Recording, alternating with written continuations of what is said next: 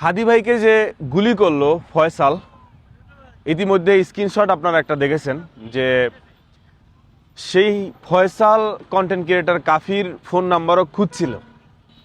এখন ভাই অ্যাটলিস্ট সুস্থ মস্তিষ্কে এই কথাটা বলতে পারি যে স্বৈরাচারের এগেইনস্টে কথা বলেছি, স্বৈরাচারের বিরুদ্ধে লড়ছি, পৃথিবীতে আসছি, মহান আল্লাহ তাআলা পৃথিবীতে পাঠাইছেন, জীবিত আছি, মরে যেতে হবেই।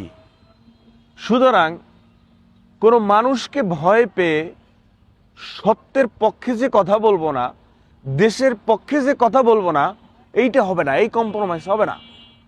কারণ আজ হোক কাল হোক মানুষ গড় আয়ু পথে বাঁচে কয়দিন? 65 বছর, 60 বছর, 70 বছর এখনকার সময়। মানে এমনি বললাম আর কি, মানুষ সাধারণত যেভাবে হয়। তো আমার বয়স কত? 25+, 30-এর কাছাকাছি। তো অর্ধেক বয়স বেঁচে গেছি আলহামদুলিল্লাহ। বাবা মা এখনো আছে, ভাই বোন আছে,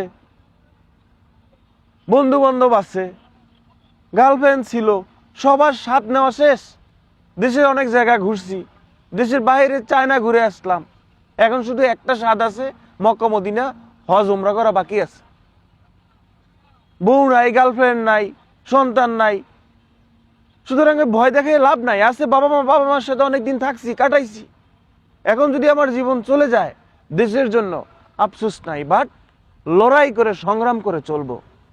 কারণ অ্যাটলিস্ট আমরা এটা বুঝি যে এই দেশের পক্ষে, বাংলাদেশের পক্ষে আমরা কথা বলছি। এখন সেই হাদি ভাইকে গুলি করা ফয়সালকে খুঁজছে পুলিশ। পুলিশে খোঁজার আগে ফয়সাল খুঁজছে কন্টেন্ট ক্রিয়েটর কাফির নাম্বার সহ আরো প্রায় 32 জন না কতজন মানুষ টার্গেটে ছিল।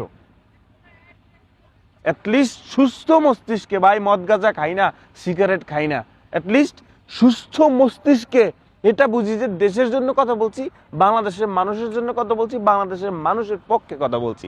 সুতরাং গুলি করবেন, টার্গেটে রাখবেন, মেরে ফেলবেন, পৃথিবী থেকে নাই করে দিবেন, এটা আপনাদের উইশ। বাট আমরা স্বৈরাচারের এগেইনস্টে কথা বলছি। স্বৈরাচারের এগেইনস্টে আমরা কথা বলে যাব, সে পাস্ট, প্রেজেন্ট, ফিউচার যেখানেই হোক না কেন, আমরা অলওয়েজ স্বৈরাচারের এগেইনস্টে কথা বলে যাব। বিকজ আমরা স্বৈরাচারের এগেইনস্টে কথা বলে জুলাই আগস্ট আন্দোলনে আমরা সফল হয়েছি। সুতরাং এখন গুলির ভয় দেখাবেন, এখন মৃত্যুর ভয় দেখাবেন, এখন টার্গেটে রাখবেন, এই সমস্ত ভয়ভীতি দেখায় লাভ নাই। কারণ উই বিলিভ দ্যাট আমরা পৃথিবীতে আসছি মানুষ হিসাবে, আমরা মরে যাব। বাট কোনো মানুষকে ভয় পাওয়ার কোনো মানেই হয় না। ভয় একমাত্র উপরওয়ালাকেই পাবো।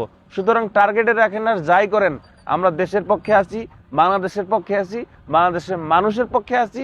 আমাদের কণ্ঠস্বর, আমাদের রাজপথে থাকা, মানুষের পক্ষে থাকা, বাংলাদেশের মানুষের পক্ষে থাকা, বাংলাদেশের পক্ষে থাকা, এটা অনবরত বহমান নদীর ঢেউয়ের মতো, সাগরের ঢেউয়ের মতো এটা চলবে।